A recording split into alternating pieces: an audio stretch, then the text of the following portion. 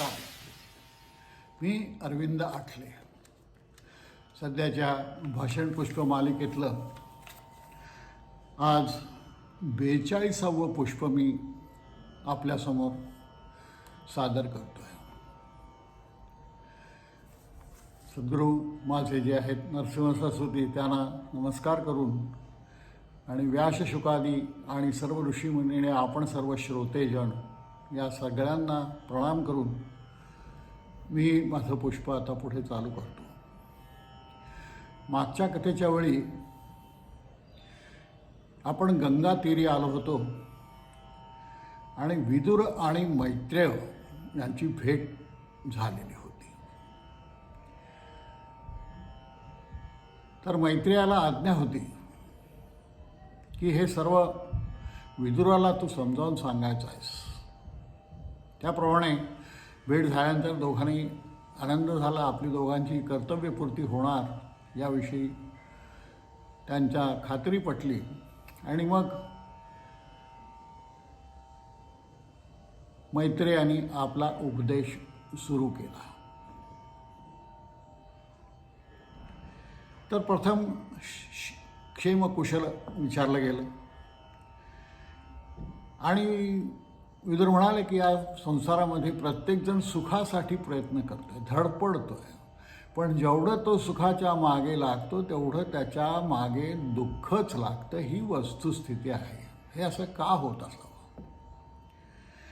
आता भगवंतानी सृष्टी उत्पन्न केली, ती का केली आणि भगवंतापाशी पोचण्याचा मला मार्ग तू सांग, अशी विनंती विदुराने मैत्रेयाला केली.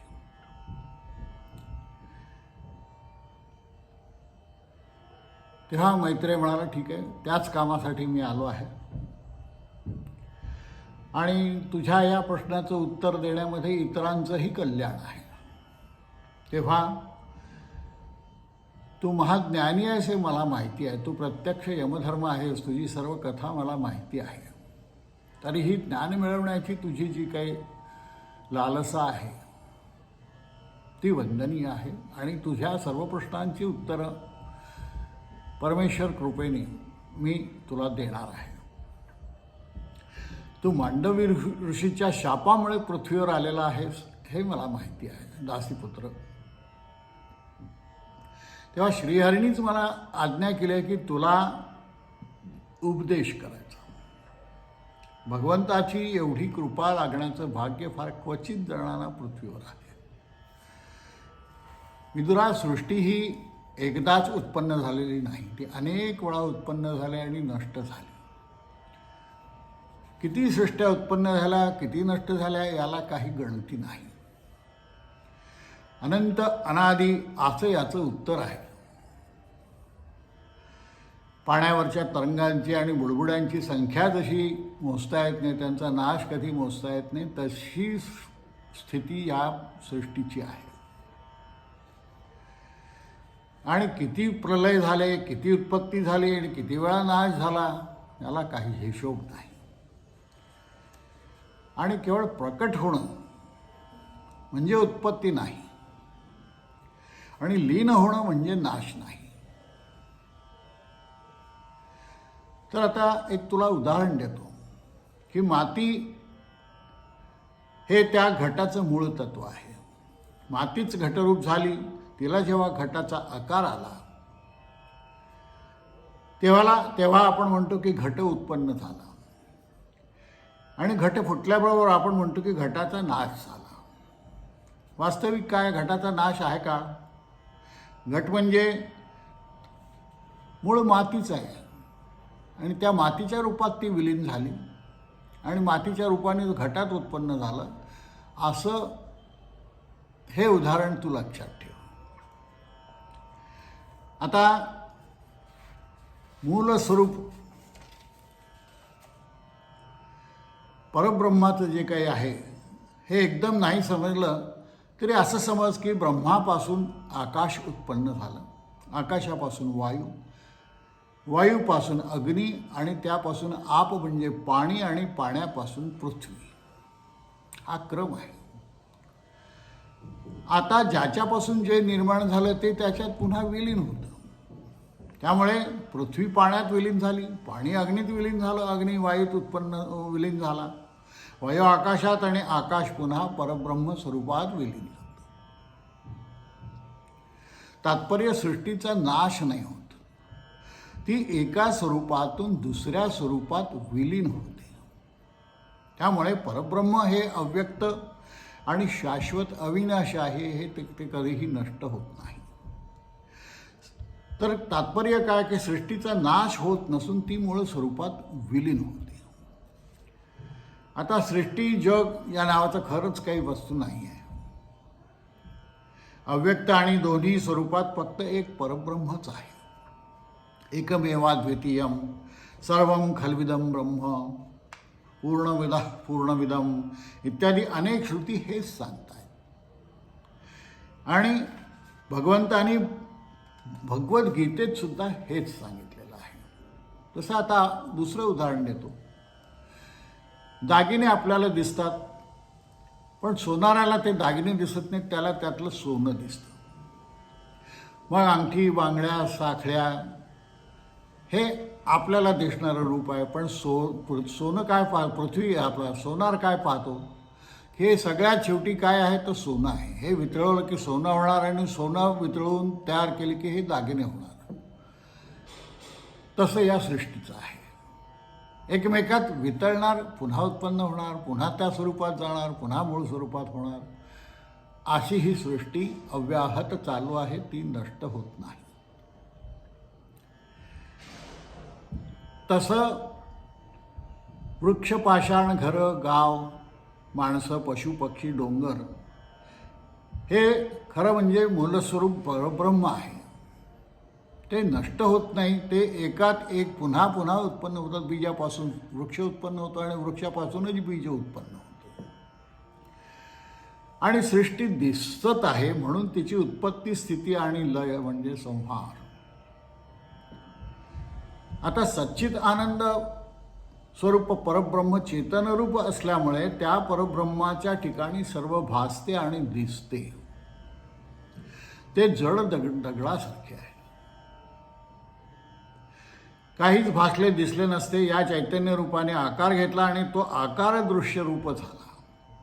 त्यालाच भगवान, ईश्वर, परमात्मा, आत्मा, परब्रह्म, ब्रह्म जे काय तुम्ही म्हणाल ते सर्व त्यात आहे. तेव्हा विदुर म्हणले की मला सृष्टीरचना आणि सृष्टीत अवतार घेऊन परमेश्वराने केलेल्या लीला सांगाल का? किती स्वर्ग आहेत, किती पाताळ आहेत, धर्म, अर्थ, काम, मोक्ष म्हणजे काय, ग्रह नक्षत्र म्हणजे काय, दानधर्म म्हणजे काय, वगैरे वगैरे.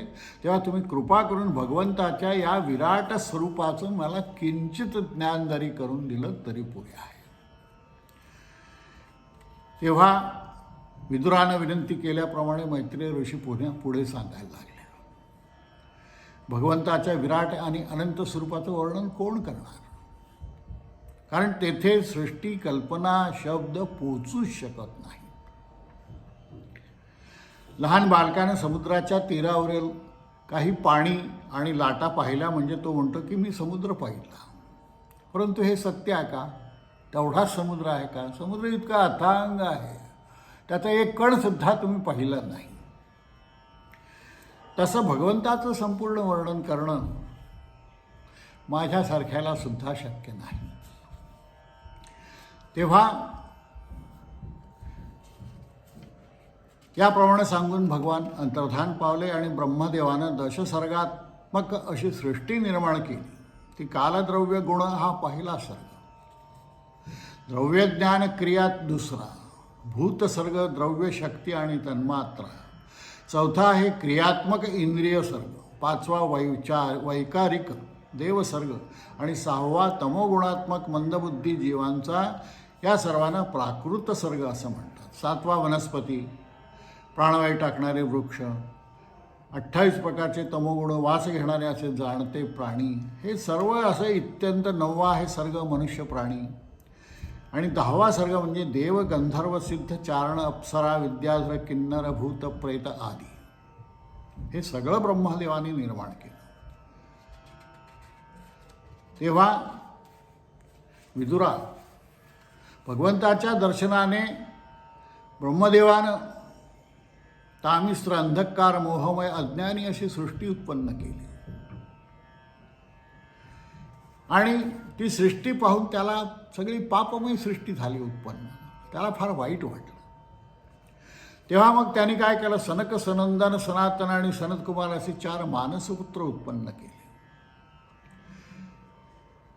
आणि हे मानसपुत्र जन्मतः सिद्धपुरुष आणि ऊर्ध्वरेते आणि विरक्त असे ब्रह्मनिष्ठ होते. ब्रह्मदेवाने त्या 4 पुत्रांना सृष्टी निर्माण करण्याचं कार्य सांगितलं, परंतु ते म्हणाले आम्ही नाही करू शकत. आम्ही सिद्धपुरुष वसुदेव परायण असल्यामुळे त्यांना कसली इच्छा नव्हती आणि त्यांना उपद्व्यापही नको होता. नसता उपद्व्याप कोण सांभाळेल.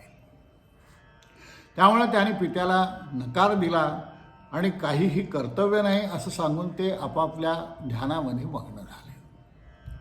आपल्या पुत्राने ऐकलं नाही हे पण ब्रह्मदेवाला मोठा क्रोध आला आणि तो क्रोध त्याला आवरता आला नाही. क्रोधामुळं भोगुटी वक्र झाल्या आणि विदुरा त्या क्रोधानं तत्काल पुत्ररूप धारण केलं आणि तो भ्रुकुटीमधून पुत्ररूपाने प्रकट झाला. तो नीलवर्ण होता. तो कुमार रडू लागला आणि सर्वांचा पूर्वज असा तो भव म्हणजे झालेला कुमार पित्याला म्हणाला, तात माझं नाव काय आणि मला राहण्यात जागा कोणती ते सांगा. तेव्हा ब्रह्मदेवानं कुमाराकडे पाहून सांगितलं की बाळा रडू नको, तुझं कल्याण मी करू इच्छितो. तू रडलास त्या अर्थी तू रुद्र या नावाने प्रसिद्ध होशील आणि सर्व प्रजा तुला रुद्र या नावाने ओळखेल.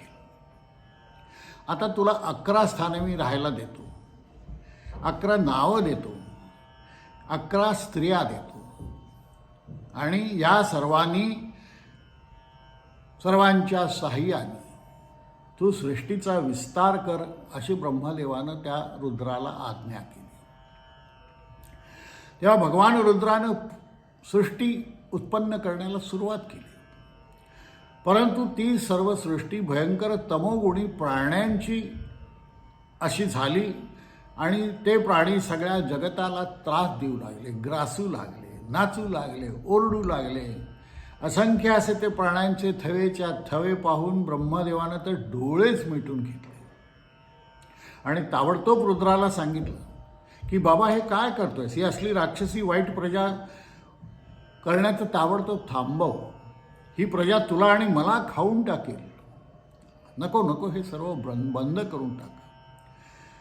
सर्व दिशा यांनी जाळण्यास सुरुवात केली आहे. पुत्रा, तपाशिवाय चांगलं कार्य होत नाही. तेव्हा तू प्रथम तप कर. तपाचं महत्त्व किती आहे पहा. बिना तपाने उत्पन्न केलेली सृष्टी काय प्रकारची झाली. त्यामुळे तपाला असाधारण असं महत्त्व आहे. तेव्हा तपाशिवाय चांगलं कार्य होणार नाही. सर्वांना सुख आणि आनंद निर्माण देणारी अशी प्रजा तपाशिवाय उत्पन्न होणार नाही. तेव्हा ब्रह्मदेवाने सांगितल्यानंतर रुद्रानं सृष्टी उत्पन्न करण्याचं बंद केलं आणि उग्र तपासाठी तो रणात तपश्चर्येला गेला आणि त्यांनी तपश्चर्या सुरुवात केली. इकडं ब्रह्मदेवानं पुन्हा मनानंच 10 पुत्र उत्पन्न केले. 10 ही प्रजापती. ते 10 मानसपुत्र म्हणजे मरीची, अत्री, अंगरस, पुलस्त्य, पुलह, ऋतू, भृगु, वसिष्ठ, दक्ष आणि नारद. परंतु हे सगळं करूनही सृष्टी काही उत्पन्न होईना. पाहिजे तसा सृष्टीचा विस्तार होईना.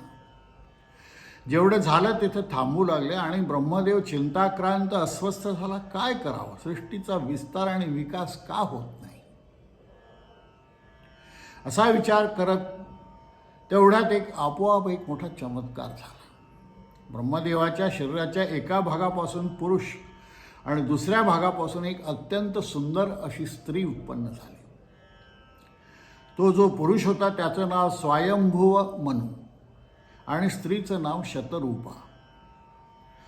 स्वयंभुव मनु म्हणजे स्वयंभू ब्रह्मदेवापासून उत्पन्न झालेला. आणि हे पहिलं जोडपं पृथ्वीवर उत्पन्न झालं. आणि त्यानंतर मात्र स्त्री पुरुष संबंध या नावाने प्रजोत्पादन सुरू झालं.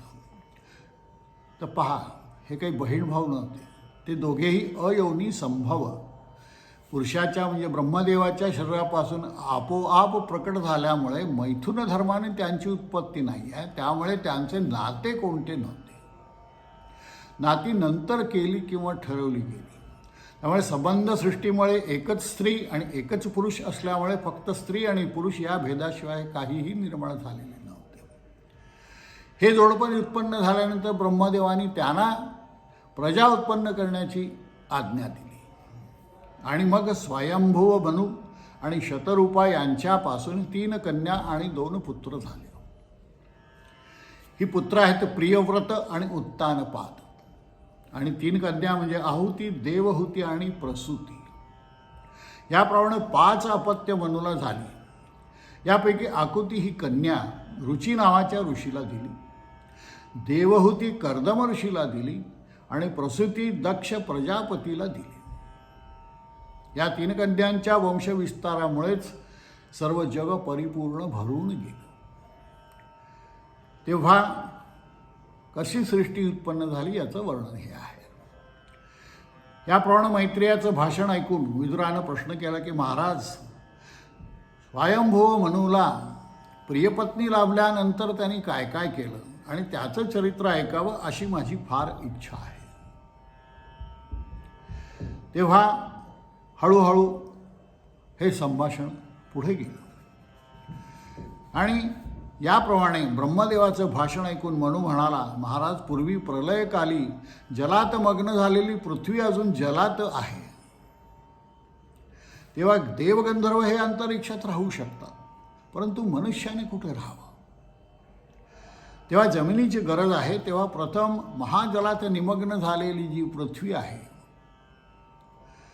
ती जलातून बाहेर काढली पाहिजे, तरच माझं कार्य मला करता येईल. पृथ्वीशिवाय मी काय करणार?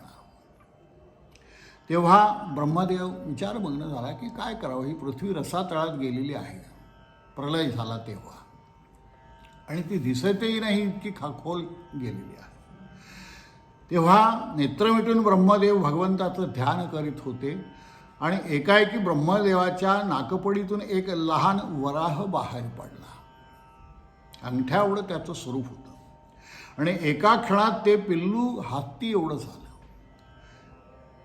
आणि या सर्व गोष्टीचं ब्रह्मदेवाला फार आश्चर्य वाटलं. मरीची आदी ऋषीसह सर्वांनी ते पाहिलं आणि सर्वजण विचार करू लागले की हे काय आहे. ब्रह्मदेव म्हणाला, माझ्या नागपुडीतून काय निघालं तर सुकर रूप, अत्यंत तेजस्वी, दिव्य असं हे स्वरूप आहे. तेव्हा असा प्राणी अजून मी कधी बघितला नाही. हा भगवान मला तर फसवत नसेल ना, माझी गंमत तर करत नसेल ना. याप्रमाणे ब्रह्मा विचार करत असताना ते रूप अक्षरशः पर्वता एवढं झालं वराहाचं, आणि त्यांनी मोठी गर्जना केली. तेव्हा ब्रह्मदेवाची खात्री पटली की हा साक्षात परमेश्वरच या रूपाने माझ्यासमोर प्रकट झालेला आहे आणि त्याला अत्यंत हर्ष झाला. त्यावेळी पर्वतप्राय स्वरूप असलेला वराह भगवंतानं मोठी गर्जना केली आणि जणू काय तो म्हणला की तू काही चिंता करू नको, मी तुझं कार्य करतो. या श्वेतवर्ण या वराह भगवंताचं मायामय स्वरूप ओळखून सर्व ऋषींनी त्या श्रीहरीची स्तुती केली आणि थोड्याच वेळात भगवंतानं अगाध अशा जलामध्ये प्रवेश केला. पर्वतप्राय श्वेतशरीरी वराह अवतारी भगवान पृथ्वीचा घ्राणेंद्रियाने जणू वास घेत घेत सपासप पाणी कापीत खाली चालले आणि रसातळात त्यांना पृथ्वीचा गोल दिसला आणि स्वतःच्या दाढेवर पृथ्वी गोल उचलून भगवान वराह वर येण्यास निघाले. मध्ये मार्गात हिरण्याक्ष दैवाने विघ्न आणले तर तेथेच त्याचा वध करून श्रीहरी पृथ्वीसह वर आले. वराह रूपाचं हे पहिलं रूप आहे. वराह रूपाने भगवंताने आपल्या दाढेवर आणलेली पृथ्वी पाहून ब्रह्मदेवाने आणि सर्व ऋषी समुदायानं भगवंताला साष्टांग नमस्कार घालत अत्यंत हाताला हात जोडून स्तुती केली. भगवंता तुझा जय जयकार असो. ही मूर्ती म्हणजे यज्ञस्वरूप आहे. आमच्या कार्यासाठी आपण हे मायारूप असं धारण केलेलं आहे. अशा प्रकारे सर्व ऋषी मुनी आणि ह्यांनी त्या यज्ञस्वरूप भगवंताची स्तुती केली आणि श्रीहरीने पृथ्वीगोल तेथेच ठेवून ते स्वतः अंतर्धान पावले. असं हे वराह अवताराचं भगवंत चरित्र आहे. जो कोणी हे ऐकेल त्याची चित्तशुद्धी होईल आणि तो मनुष्य परमगतीला जाईल, यात शंका नाही. तर या ठिकाणी आज आपण थांबणार आहोत आणि उद्या मरीची ऋषींचे पुत्र कश्यप आणि त्यांची पत्नी दिती ही कहाणी आपण उद्या कथा ऐकणार आहोत.